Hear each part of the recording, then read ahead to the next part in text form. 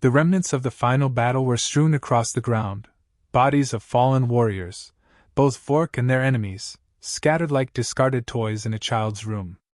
War machines, once symbols of power and destruction, now lay dormant, their cold metal husks twisted and broken. The silence was deafening, a stark contrast to the chaos that had once echoed through these valleys and plains. The war had ended, but the scars it left behind were deep and permanent. Amidst this desolation, the Vork, a species known for their relentless pursuit of victory, had deployed their most fearsome weapon, the Draxians. These war dogs were not mere animals but genetically engineered beasts of unparalleled strength, intelligence, and loyalty. The Draxians had been bred for one purpose: to fight and die for the Vork. And they did so without question, their ferocity earning them a reputation as the galaxy's deadliest predators. But now, with the Vork's defeat, the Draxians had been abandoned, left to perish in the same battlefields where they had once reigned supreme. Among them was a lone Draxian, a creature of immense size and power, its fur matted with blood, both its own and that of its enemies. Its body bore the marks of countless battles, each scar a story of survival and brutality. This Draxian had been a leader, commanding its pack with unmatched cunning and strength, but now it lay on the cold ground, struggling to breathe, its life slowly slipping away. The Draxian's eyes, once filled with the fire of battle, were now clouded with pain and despair. It had been left behind, discarded by the very beings it had served so faithfully. Every breath it took was a battle in itself, each one more labored than the last. Its powerful legs, once capable of tearing through armor, were now too weak to support its massive frame. The loneliness was suffocating. For the first time in its life, the Draxian felt the cold sting of abandonment. But the Draxian was not alone for long. A group of human soldiers, part of a peacekeeping force sent to survey the planet, moved cautiously through the battlefield. They were veterans of many conflicts, their eyes hardened by the horrors they had witnessed, but even they were taken aback by the sheer devastation that surrounded them. As they navigated the wreckage, their attention was drawn to a figure lying motionless on the ground. At first they were wary, their hands instinctively tightening around their weapons. The Draxians were legendary, their reputation as unstoppable killing machines known throughout the galaxy. But as they approached, they saw the creature's condition, its labored breathing, the blood seeping from its wounds, and the way it struggled just to lift its head. This was not the terrifying beast they had heard about. This was a creature on the brink of death. The soldiers exchanged glances, a mix of fear, awe, and something else, empathy. They had seen enough death to recognize its approach, and they knew that this creature, this once mighty Draxian, was nearing the end. But instead of leaving it to its fate, they felt a pull, a deep-seated respect for a life that had fought so hard, even if it had been on the opposite side. One of the soldiers, the squad leader, knelt beside the Draxian, his eyes meeting the creature's. In that moment, something passed between them, a recognition of suffering, of shared pain. The Draxian, too weak to fight or flee, simply stared back, its eyes reflecting the leader's own fatigue and resignation. Without a word, the decision was made.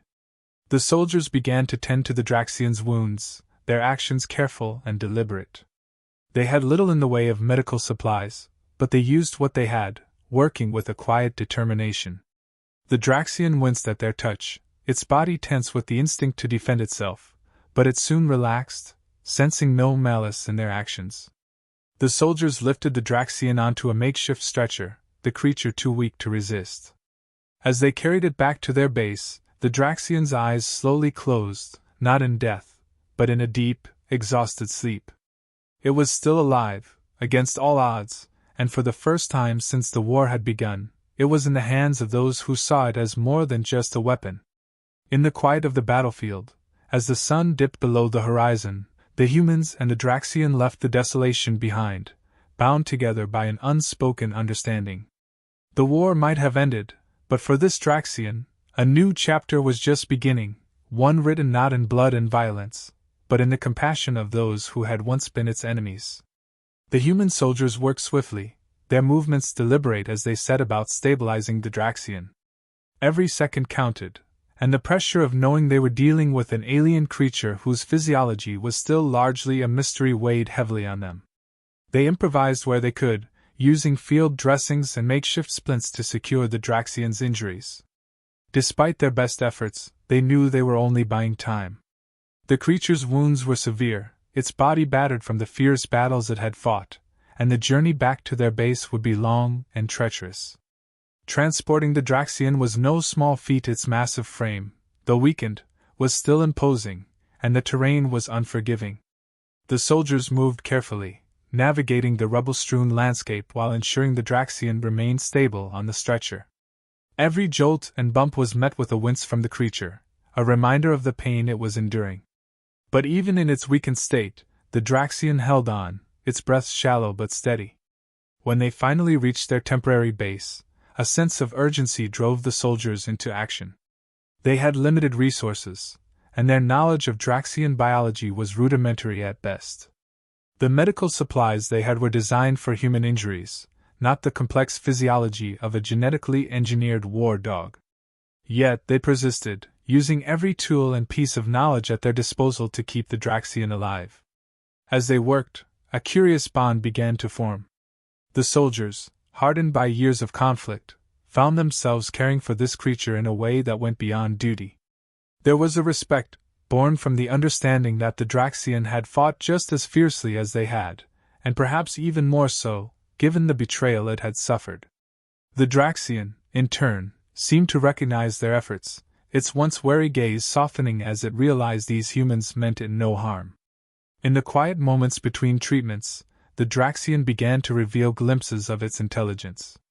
At first, it was subtle, a slight tilt of the head in response to a human gesture, a faint rumble in its chest that could almost be mistaken for gratitude. But as the days passed, these moments became more pronounced. The Draxian's eyes followed the soldiers as they moved, tracking their actions with an understanding that went beyond simple observation. The soldiers started to notice these behaviors, and a suspicion grew among them. This was no ordinary war dog, mindlessly following orders. The Draxian was aware, perhaps even sentient in ways they hadn't anticipated. It began to respond to their presence, not just with recognition, but with an emerging trust. When a soldier extended a hand, the Draxian didn't recoil. Instead, it leaned into the touch, a small but significant gesture that spoke volumes. As the Draxian's physical strength returned, the soldiers decided to test their growing theory. They began to engage with it more actively, using basic commands and gestures to see how it would respond. The results were startling. The Draxian didn't just understand, it adapted. It followed commands not out of fear or instinct, but with a clear intent to cooperate. It watched the soldiers during training drills, its eyes sharp with focus, as if learning their methods and tactics. There was a moment that solidified the bond between them, a breakthrough that would change everything. One of the soldiers, exhausted after a long day of tending to the Draxian, sat down beside it, muttering softly about the hardships they had faced. The Draxian, listening intently, did something unexpected. It nudged the soldier gently with its snout, a gesture of comfort that caught everyone off guard. It wasn't just responding to commands, it was showing empathy, a trait that hinted at a depth of understanding they hadn't imagined. This realization shifted the way the soldiers viewed the Draxian. No longer was it merely a creature of war. It was a sentient being, capable of emotion, capable of forming bonds. The soldier who had received the Draxian's comforting gesture looked into its eyes and saw something unmistakable: loyalty. The Draxian had chosen them, just as they had chosen to save it, and in that shared choice, a new alliance was born. As they continued to work and train alongside the Draxian, the soldiers began to see it as one of their own. They no longer viewed it with caution or fear but with respect and camaraderie. The Draxian, for its part, continued to show signs of its advanced intelligence, responding to more complex commands and even anticipating their needs during drills. It was clear that this was no ordinary war dog. This was a leader, a being of strategic thought and emotional depth. The bond between the humans and the Draxian grew stronger with each passing day. What had begun as a mission to rescue a creature left to die had transformed into something much more profound. The Draxian, once a symbol of the Vork's brutal might, was now a testament to the power of empathy and understanding. In saving the Draxian, the soldiers had found an unexpected ally, and perhaps even a friend. And so, with every shared moment, every gesture of trust, the humans and the Draxian forged a connection that would define their future together, setting the stage for a partnership that neither had anticipated but both would come to rely on in the trials to come. As the Draxian continued to recover, the human soldiers couldn't shake the feeling that there was something more to this creature than they initially understood. It wasn't just the way it responded to their commands or the intelligence it demonstrated in observing their actions. There was a depth to the Draxian that hinted at a greater purpose, one that they had yet to uncover. Driven by curiosity and a sense of responsibility, the soldiers began to delve deeper into the creature's origins. Their research led them to study the Draxian's physiology more closely, analyzing its genetic makeup and the enhancements that had been engineered by the Vork. What they found was astonishing. The Draxian wasn't just a product of advanced bioengineering, it was the pinnacle of the Vork's military assets, designed with capabilities far beyond that of a typical war beast. The soldiers discovered markers in the Draxian's DNA that indicated it had been bred not only for physical strength but also for cognitive abilities that rivaled those of sentient beings. As they pieced together the evidence, the realization dawned on them: the Draxian had been the leader of its pack, a creature endowed with strategic thinking and leadership qualities. This wasn't just a war dog, it was a commander, entrusted with the lives of others of its kind, leading them into battle with a mind capable of planning and executing complex tactics. The Vork, in their arrogance and desperation, had abandoned this key asset, failing to recognize the full extent of its value. It was a mistake that had cost them dearly. The soldiers were struck by the gravity of what they had uncovered. The Draxian's role as a leader meant that it had likely played a crucial part in the war, perhaps even influencing the outcomes of battles through its strategic decisions.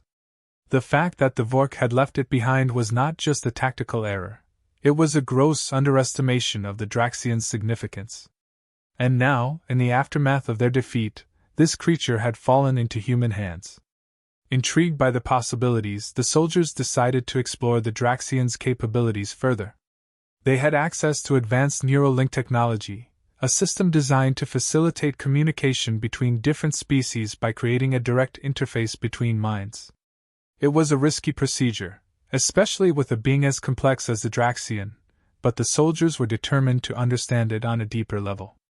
The first neural link was a moment of profound discovery. As the connection was established, the soldiers found themselves not just observing the Draxian's thoughts, but experiencing them. Memories flooded their minds, vivid images of battles fought, the faces of its pack, and the sense of duty that had driven it to lead.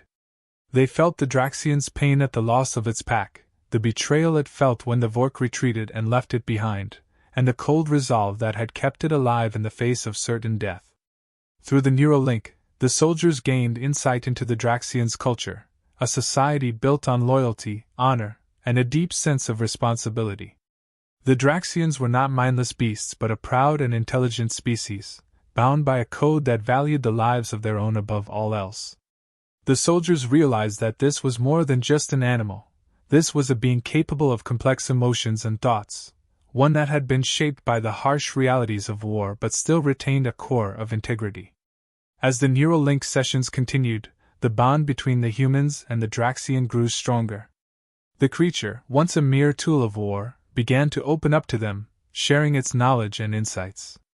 The soldiers learned that the Draxian had been aware of the Vork's plans, understanding their strategies and the limitations of their tactics. It had been a silent observer, carrying out its orders with precision but always analyzing, always thinking. And when the Vork had abandoned it, the Draxian had understood the implications immediately. Their defeat was inevitable, not just because of the enemy's strength but because of their own short-sightedness. The realization that the Vork's downfall was partly due to their abandonment of the Draxian hit the soldiers hard. The Vork had underestimated the very asset that could have turned the tide of the war in their favor. In their desperation to save themselves, they had sacrificed a leader who could have led them to victory. It was a mistake born of arrogance, and now it was the humans who stood to benefit from the Vork's failure. Empowered by this newfound knowledge, the Draxian began to take a more active role in the humans' planning. No longer content to be a mere survivor, it sought to use its abilities for a purpose beyond war. The Draxians' insights into strategy and tactics were invaluable, and the humans quickly realized that they were dealing with a mind that could rival the greatest military leaders. The Draxian wasn't just a weapon, it was a partner, one that could help them navigate the complex challenges of the galaxy. The transformation from a creature of war to a strategic ally was complete. The Draxian, once abandoned and left to die, had found a new purpose, one that aligned with the humans' goals of peace and cooperation. Together, they formed a bond that transcended species, a partnership built on mutual respect and a shared vision for the future. In saving the Draxian, the humans had gained more than just a powerful ally, they had found a leader who could help guide them through the trials that lay ahead. As the bond between the humans and the Draxian deepened, they began to dig further into the history that had led to its creation. The more they uncovered, the more they realized that the Draxians were not simply weapons of war. Buried in the data files they managed to retrieve from the remnants of Vork technology, they found clues pointing to a darker and far more ambitious plan. The Vork had not just engineered the Draxians to serve them in battle, they had been creating a new species, one designed to surpass them. The Vork had always been a species driven by a relentless desire for control. Their dominance over the galaxy was built on a foundation of fear and power, but they knew that no reign lasted forever. In their arrogance, they sought to create a successor species, one that would inherit their empire but be forever bound to their will. The Draxians were to be that species, engineered with intelligence, strength, and loyalty. But the Vork's plan went beyond mere servitude. They intended for the Draxians to eventually replace them as the galaxy's rulers, believing they could control the transition when the time came. The humans were horrified by what they discovered. The Draxians had been created as pawns in a game of galactic chess, their entire existence predicated on a future where they would either conquer or be destroyed. The Vork, in their quest for eternal dominance, had planted the seeds of their own downfall. They had created a species with the potential to rise against them, yet they had grossly underestimated the Draxians' capacity for independence and self-determination. As they pieced together the evidence, the humans realized that the Draxian leader, the very creature they had saved, had known all along. It had understood the Vork's true intentions and had been quietly preparing for a rebellion. Before the Vork's abandonment, the Draxian had begun to organize its kind, instilling in them a sense of unity and purpose that went beyond the battlefield. It had seen through the Vork's deception and had resolved to lead its species to a future where they were no longer puppets, but a free and autonomous people. The Draxian shared its vision with the humans, revealing the full extent of the Vork's plan and the steps it had taken to subvert it. It spoke of a future where the Draxians would no longer be tools of war but would live with dignity and autonomy. The Draxian leader had already laid the groundwork for this rebellion, spreading the idea of freedom among its kind, even as they fought and bled for their Vork masters. It was a rebellion that had been brewing beneath the surface, hidden from the Vork's watchful eyes, waiting for the right moment to ignite. The humans were deeply moved by the Draxian's determination and its vision for the future. They saw in the Draxian not just a leader, but a kindred spirit, one that valued freedom and self-determination as much as they did. The Draxian's courage in the face of overwhelming odds, its willingness to fight for the future of its species, resonated with them on a profound level. They knew that they could not stand by and watch as the Draxians fought this battle alone. Inspired by the Draxians' resolve, the humans made a decision. They would stand with the Draxians in their fight for freedom. The humans had seen the horrors of war, had witnessed the devastation that blind ambition could bring, and they were determined to help the Draxians break the chains that bound them.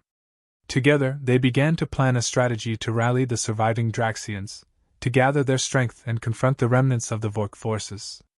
It was a daunting task.